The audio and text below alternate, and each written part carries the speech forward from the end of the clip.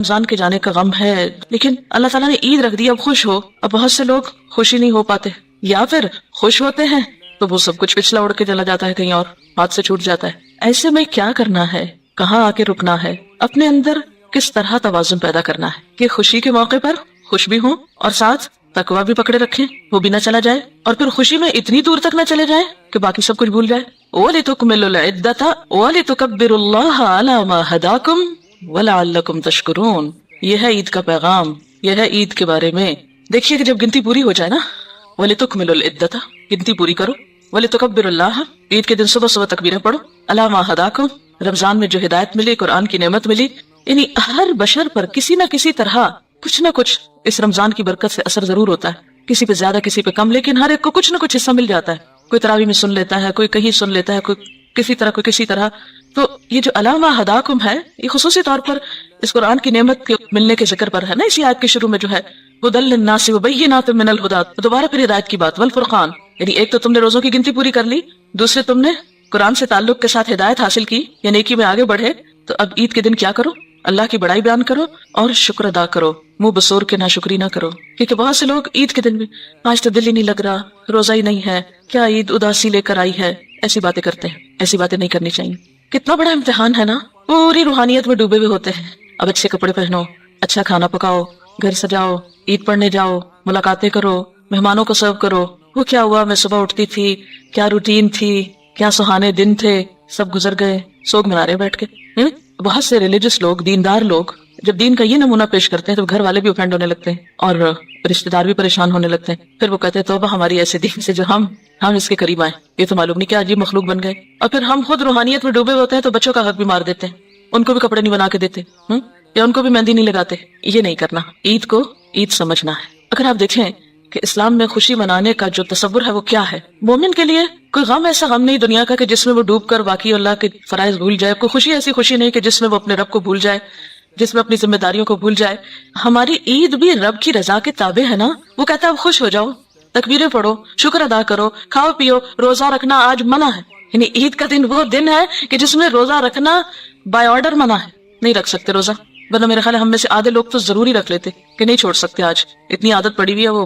लेकिन नबी सल्लल्लाहु अलैहि वसल्लम का उसवा हसना अब आप देखिए, बाकायदा ईद मनाना कब शुरू हुई, मदीना में, ठीक है ना।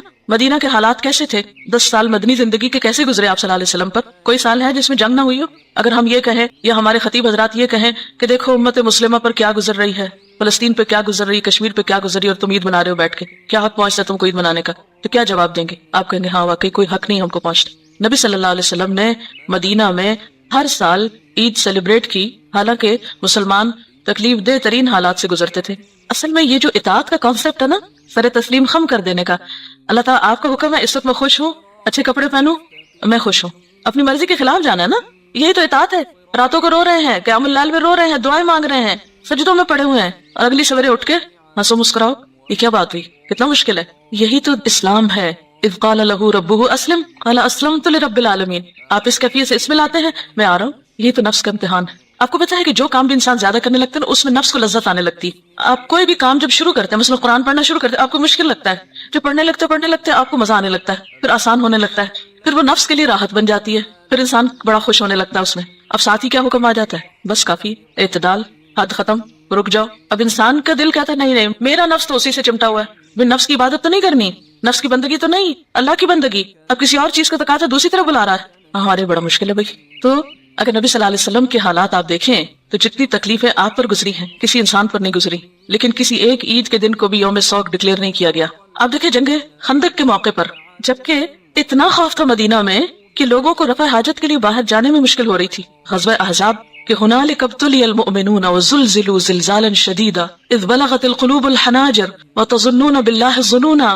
सख्त तरीन आजमाइश थी उस मौके पर, और सब अहले मदीना की, यानी बाकी जंगों में तो जो जाते थे मैदान जंग में उनकी आजमाइश थी ना, तो ग़ज़वा अहज़ाब में तो मर्द, औरतें, बच्चे, बूढ़े, जवान, जो कोई मदीना के अंदर था सब पर शदीद इम्तिहान था, क्योंकि सब उन फौजों की जद में थे ना, किसी वक्त कोई तीर अंदाजी शुरू कर दे। वो तो अल्लाह का खास करम हुआ कि जंग नहीं हुई, वरना सख्त तरीन मौका था मदीना पर उस वक्त। और उस वक्त आपको मालूम है कि एक नहीं दो पत्थर आप सल्लल्लाहु अलैहि वसल्लम के पेट पे बंधे हुए थे, और जब खंदक खोदते वक्त वो पत्थर नहीं तोड़ पाए सहाबा कराम, तो आपने जब उसको तोड़ना चाहा तो आपको मालूम है उस मौके पर आपने इतने सख्त तकलीफ के मौके पर क्या फरमाया था? खुशखबरियां दी थी, पेशन गोइयां की थी, रूम और ईरान की फतह होने की खुशखबरी कि मेरे सामने दुनिया लपेट कर रख दी गई, जहाँ जहाँ मेरी उम्मत पहुंचेगी खुशखबरी है तुम्हारे लिए। सुलह हुदैबिया, इन्ना फतहना लका फतहम मुबीना, कहाँ इतना शदीद किस्म का जज्बाती धचका, वापस जाओ, कोई उम्रा नहीं। और वापसी पे सूरत नाजिल हो रही, इन्ना फतहना लका फतहम मुबीना लियग़फ़िर अल्लाहु लका मा तक़द्दम मिन ज़ंबिका व मा तअख़्ख़र। और फिर कितनी सारी नेमतों का जिक्र आगे, सब जज्बाती तौर पर चूर हो चुके हैं, वहाँ खुशखबरियां सुनाई जा रही हैं। ये है हमारा दीन, ये है उसकी ट्रेनिंग, ये है असल तरबियत। एक चीज को लेकर बैठ नहीं जाना।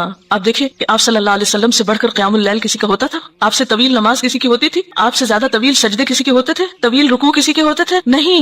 और आपका अपने अज़वाज मुतहहरात के साथ क्या ताल्लुक था? क्या किसी एक का हक भी कभी मारा था आपने? जब कुरान में आया कि जिसको चाहो अपने पास रखो, जिसको चाहो तुम अलग कर दो, जिसके साथ जैसे चाहो सलूक करो, तुम पे कोई मुआवजा नहीं, नहीं अदल करते ना करो, कोई पूछ नहीं। लेकिन इसके बावजूद आपका मामला क्या था अपने अज़वाज के साथ? आप घर में कैसे होते थे? हज़रत आयशा क्या बयान फरमाती, आप घर में होते थे अब बिल्कुल एक आम इंसान की तरह घर के अंदर हंसी मजाक कर रहे होते थे, घर के काम काज में हिस्सा ले रहे होते थे, और इधर आजान हुई, इधर आप अजनबी हो गए। कितना मुश्किल है कि ऐन दुनिया के अंदर होते हुए अल्लाह ताला ने बुलाया तो चल दिए। स्विच ओवर होने में कितनी देर लगी, एक से दूसरी कैफियत में जाने को कितनी देर लगी। ये होता है मोमिन। जुमे की नमाज, जुमे की अजान आए, सब छोड़ दो, फसाओ इला ज़िक्रिल्लाह वज़रुल बैअ, आ गए मस्जिद, फ़इज़ा क़ुदियतिस सलात, खुतबा सुना, बड़ा रूहानी तस्कीन हुई, सब हुआ। अब क्या है? फ़इज़ा क़ुदियतिस सलात फ़ंतशिरू फ़िल अर्ज़, जाओ कारोबार करो, पूरे दिन की छुट्टी कोई नहीं, जाओ कमाओ, अपने काम करो। ये है हमारा दीन। तो जब तक हम इत्दाल नहीं सीखेंगे किस किस चीज में, जिस्म के तकाजे, रूह के तकाजे, अक्ल के तकाजे, जज्बात के तकाजे, इन चार चीजों में जब तक इत्दाल नहीं होगा, न ये जिंदगी कामयाब हो सकती है और न अगली।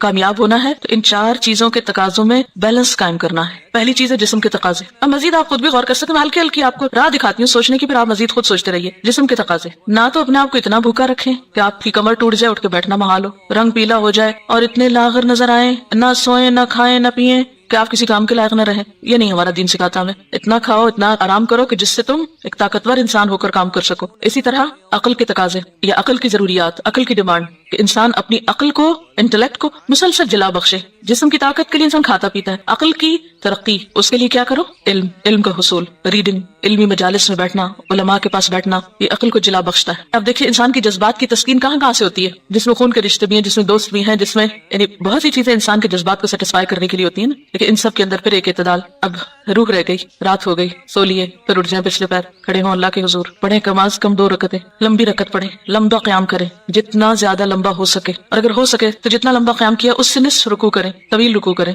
उतना ही सजदा करें, फिर उतना ही सजदा करें। फिर आप देखें कैसी रूहानियत नसीब होती है आपको। फिर उठें, खाएं पिएं, फिर अकल के तकाजे पूरे, फिर जज्बात के करें, फिर रूह के करें। ये टाइम टेबल होना चाहिए आपका। और अगर किसी एक चीज को भी इग्नोर करेंगे, आपकी शख्सियत इम्बैलेंस हो जाएगी, गैर मुतदिल हो जाएगी, जिससे आप एक कामयाब इंसान नहीं कहला सकते। और मोमिन के लिए इसमें से हर तकाजे को पूरा करने का अजर है। आपका खाना पीना भी इबादत है, आपका इल्म हासिल करना भी इबादत है, आपका खिदमत खल्क करना भी इबादत है, आपका अपने रिश्तेदारों के हुकूक निभाना भी इबादत है, आपका फिर अल्लाह के हुजूर गिड़गिड़ाना भी इबादत है। ये सब कुछ इबादत है। इसी का नाम जिद्दोजहद है। इसी तवाज़ुन को पकड़ते रहने का नाम जिद्दोजहद है। यही जिहाद है असल। नबी सल्लल्लाहु अलैहि वसल्लम की शख्सियत क्यों जामे, क्यों नंबर 1 है? इसी वजह से है। ये सारे पहलू है ना आपके अंदर, यही तो आपका उसवा हसना है, यही तो खूबसूरत पहलू है। और इससे हटेंगे तो दीन बदनुमा कर देंगे। ये अलग बात है कि कभी एक पहलू गालिब आने लगता है, कभी दूसरा, कभी तीसरा, बाज़ मुख्तलिफ चीजों के मुख्तलिफ तकाजे होते हैं, कुछ हालात होते हैं, लेकिन आपने इंतहाई परेशानियों के मौके पर भी मैक्सिमम इत्तेदाल कायम रखा है। जितना अपने आप पर कंट्रोल होगा ना, जितना सबमिशन का जज्बा होगा, उतना अल्लाह की रजा पे राजी होने का जज्बा आ जाएगा ना। अल्लाह की रजा है इसमें कि शौहर की इताअत करो, मैं राजी हूँ, मुझे अपने नफ्स की तो नहीं करनी, क्योंकि हम तो मूड के गुलाम होते हैं ना। हम नमाज भी अच्छी उस वक्त पढ़ेंगे जब हमारा मूड अच्छा होगा ना। हम किताब को उस वक्त पढ़ेंगे, रीडिंग कब करते हैं जब हमारा मूड हो कुछ पढ़ने का, उसके अलावा नहीं। किसी से मिले मिलाएंगे कब? जब हमारा मूड होगा। अभी दिल नहीं चाह रहा, नहीं, मूड की गुलामी नहीं। माबूद तो एक ही अल्लाह है वो, और उसी ने ये सारी हैसियतें हमारी रखी, और ये तकवा ही पैदा करता है। तकवा इसमें बैलेंस कर देगा ना, क्योंकि आपने देखा होगा तलाक के मसाइल में तकवा, इबादत में तकवा, खाने पीने में तकवा, हर चीज में, हर एक पहलू में। क्योंकि जब अल्लाह का खौफ गालिब आएगा ना, वो शऊर की आला तरीन कैफियत जो इंसान को फौरन बताएगी कि नहीं ये दुरुस्त नहीं है, बस ये हद इतनी, ये इतनी, ये इतनी, बस इससे आगे नहीं। ना तो इंसान सिर्फ काम दहन का गुलाम बन के रह जाए कि सिर्फ उसकी जिंदगी में खाना पीना और जिस्मानी तकाजे हो, पहनना ओढ़ना, शादी ब्याह बस, या जज्बाती के तकाजे हो, नहीं। या फिर इंसान انسان جسم اور جذبات کو ایک طرف چھوڑ کے صرف روح اور عقل کے پیچھے پڑ جائے اس سے بات نہیں بنے گی. اب تھوڑی سی اگر آپ کی تھنکنگ کلیئر ہوئی ہے نا تو اب آپ اس پیٹرن پہ سوچیں گے نا انشاءاللہ. مثلا دن کو آپ ان حصوں میں بانٹ لیجئے یا پھر آپ مینٹلی اس میں لے آئیے اپنے آپ کو کہ ہاں مجھے یہ بھی کرنا ہے, یہ ضروری ہے, یہ ضروری ہے, یہ کرنا لازم ہے, یہ کرنا ثواب ہے, یہ کرنا باعث اجر ہے. تو پھر آپ دیکھیں گے کہ ہر ایک کو ڈھلنے میں مشکل نہیں ہوگی. جب ہمارا بیلنس بگڑتا ہے نا ہماری سوچ کا سب سے پہلے تو کہ جس میں ہم کچھ کاموں کو زیادہ کار ثواب سمجھ لیتے ہیں اور کچھ کاموں کو ہم بیکار سمجھ لیتے ہیں, تو پھر اس سے کیا ہوتا ہے کہ پھر ہم کچھ کاموں کے قریب بھی نہیں پٹکتے اور کچھ کو ہم اپنے اوپر بہت حاوی کر لیتے ہیں. جب دنیا میں ہوتے ہیں خوب دنیا میں ہوتے ہیں, جب دین میں آتے ہیں بالکل ہی دنیا چھوڑ بیٹھتے ہیں. تو یہ اگرچہ مشکل ہے لیکن حدود میں رکھ کے ممکن ہے. اور پھر اصل چیز تو اسوہ حسنہ, وہاں دیکھتے جائیے کیا ہوا, سب کچھ ٹھیک ہو جائے گا. اوکے, سبحانک اللہم و بحمدک اشہد ان لا الہ الا انت استغفرک و اتوب